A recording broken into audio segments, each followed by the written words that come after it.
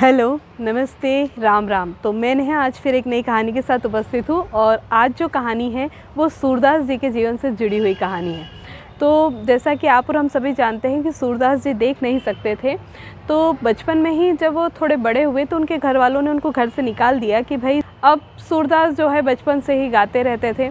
तो उन्होंने क्या किया कि वो एक पहले तो कहीं कहीं घूम फिर के गाते थे, फिर थोड़े दिनों बाद उन्होंने एक पीपल का पेड़ जो था उसके नीचे वो रहने लगे और वहीं पर अपना डेरा जमा लिया। दिन भर भक्ति के पद वो गाते रहते, कृष्ण भगवान की भक्ति में लीन रहते, आते जाते लोग सुनते और जिससे जो मदद हो सकती थी वो कर। तो एक बार एक व्यक्ति ने उन्हें सुना और कहा कि भैया तुम इतना अच्छा गाते हो तो यहाँ पर बैठने की क्या ज़रूरत है, तुम एक काम क्यों नहीं करते, मंदिर में भगवान के सामने गाओ, भगवान को भी अच्छा लगेगा, भक्ति भी हो जाएगी और आते जाते जो भक्तगण हैं उन्हें भी सुनने में अच्छा लगेगा। किसी ने उनको फिर मंदिर का रास्ता दिखा दिया और सूरदास रोज़ मंदिर में अपना गायन करने लगे। वहाँ तरह तरह के पद वो गाते भगवान की भक्ति में लीन होकर। अब ये प्रक्रिया रोज़ चलती रही, समय गुजर रहा था। अब ऐसे करते करते क्या था कि जो पुजारी था वो रोज़ वहाँ मंदिर में भगवान का श्रृंगार करता था, भगवान को व्यवस्थित सजाता था आरती और भजन कीर्तन के पहले। तो जब सूरदास पहुँचते तो एक बार सूरदास ने कहा कि अरे भगवान को ये किस रंग के कपड़े पहनाए, भगवान तो इसमें बिल्कुल भी अच्छे नहीं लग रहे, ये कपड़े भगवान पर बहुत अच्छे नहीं लग रहे, भगवान आज उतने सुंदर नहीं दिख रहे जितने कि रोज़ दिखते हैं।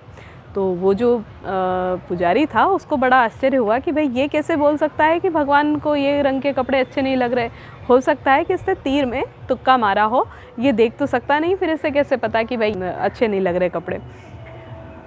फिर एक दिन और उसने भगवान को हरे रंग के कपड़े पहनाए पुजारी ने और बढ़िया सा सुंदर सा श्रृंगार किया। अब सूरदास जैसे ही आए उन्होंने कहा अरे वाह, आज तो भगवान बड़े सुंदर दिख रहे हैं, ये हरे रंग के कपड़े तो भगवान के ऊपर बहुत जच रहे हैं और भगवान की सुंदरता में चार चांद लग रहे हैं।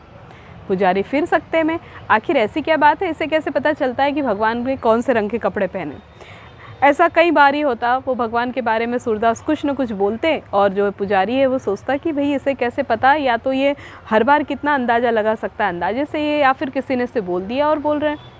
अब एक दिन उन्होंने सोचा पुजारी ने कि क्यों नहीं ऐसा कुछ किया जाए कि भाई इसको अपन परख के देखते हैं कि वास्तव में इन्हें दिखाई देता है कि भगवान ने क्या पहना, ये ऐसे कुछ भी बोल देते। उस दिन उन्होंने भगवान को कपड़े ही नहीं पहनाए, मूर्ति को पत्तों से पूरा श्रृंगार करके भगवान का बहुत सुंदर दर्शन करवाया और बहुत सुंदर तरीके से सजाया, और इस तरह से पत्तों से सजाया कि अंदर भगवान को वस्त्र पहनाए हैं या नहीं ये पता ही नहीं चल रहा था। अब जैसे ही सूरदास अपने भक्ति में गाने लगे तो गाते गाते सूरदास कहते कि आज तो गरीबी इतनी बढ़ गई कि भगवान भी पत्तों में श्रृंगार करके आए हैं। अब ये बात सुनकर तो पुजारी देखता ही रह गया। फिर आखिरकार पुजारी से रहा नहीं गया और पुजारी ने कहा कि क्यों भाई, तुम्हें कैसे पता कि पत्तों में श्रृंगार हुआ है। तो सूरदास कहते हैं कि ये तो मुझसे रोज़ मिलने आते हैं, इनसे तो मेरी रोज़ बात होती है और ये तो मुझसे रोज़ाना मिलते हैं।